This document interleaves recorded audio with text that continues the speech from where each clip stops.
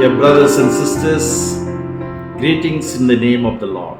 On January 11th, 2026, the Universal Catholic Church celebrates the event of baptism of our Lord.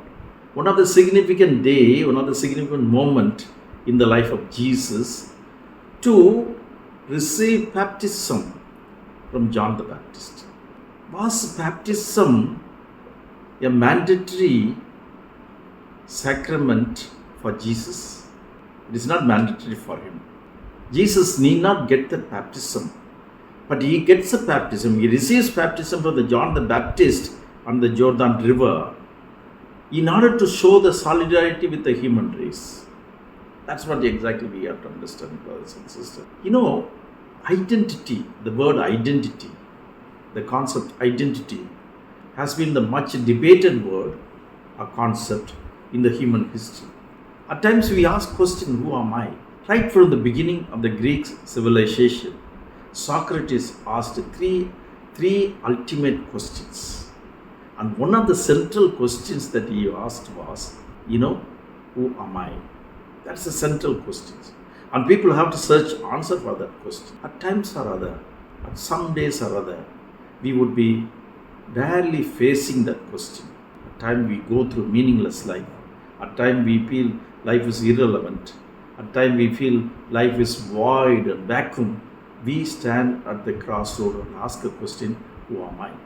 So the identity, the reality has to be reflected from different angle.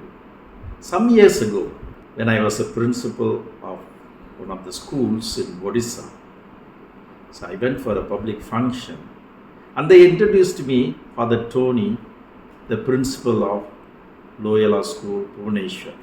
They introduced me, they come to know me from the title, from the tag that I had, the position I held, the chair I was sitting upon. That is identity. That's a worldly identity for me. I did not feel that way, but afterwards I felt that sort of introduction of a person is saying that he is Father Tony, a principal of a school, is the identity that flows within me, flows outside to me. Now, Jesus' baptism shows the inner identity. Now, let's go back to the Old Testament, where Moses meets God on a hill, a mountain, and he asks one pertinent question: how do we know that you are God? Tell us who you are. Tell me who you are. Then God tells him, I am who I am.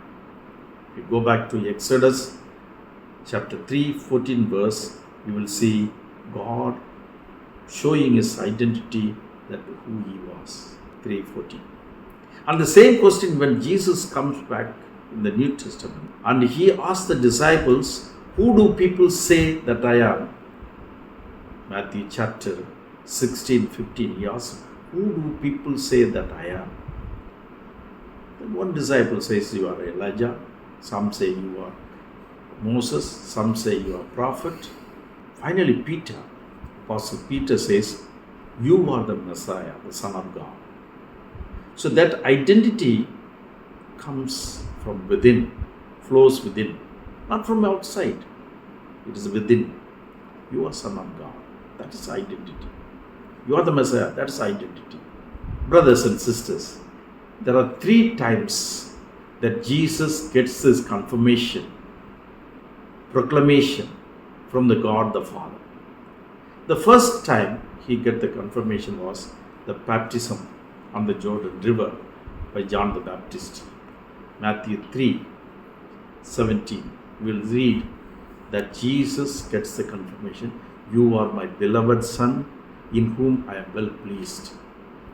The second confirmation or affirmation of the identity comes to him at the Transfiguration, in the presence of Peter and other apostles. John, you are my beloved Son, on whom I am well pleased. Matthew chapter 17:5. And finally, in the last final glory of Jesus, he asks, glorify me. Then God the Father gives affirmation, it has been already glorified John chapter 12, 28. So the identity, though it's a much debated topic, but the identity flows from within. That will take us in our faith journey a long and happier and healthier life. And we will have a fulfilling life when we receive the identity within. Because we are created unique, born unique, different, talented. And we realize that we are son of God, image of God. We are made in the image of God, each one of us. When I realize that I am the God's beloved son, that's enough for me. My dear brothers and sisters, let's ponder over it, reflect over it, and pray over it in order to get our own true identity in the Lord alone, within ourselves. Thank you very much.